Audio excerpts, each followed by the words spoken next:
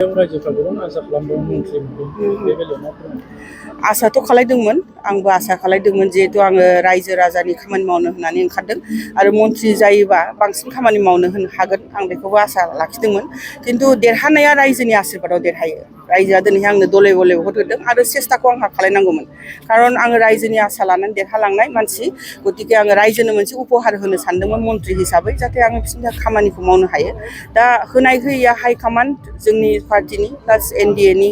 जाय लिडार बिसोरनि हाइकमान्डनि खोथा बाहाय रायजोआबो जेबो खालामनो हाया बा आंथ' सेस्ता खालायदों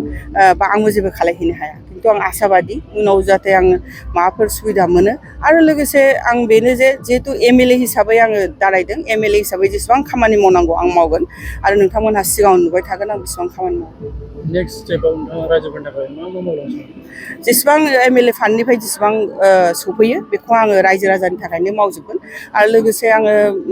प्रत्येकटा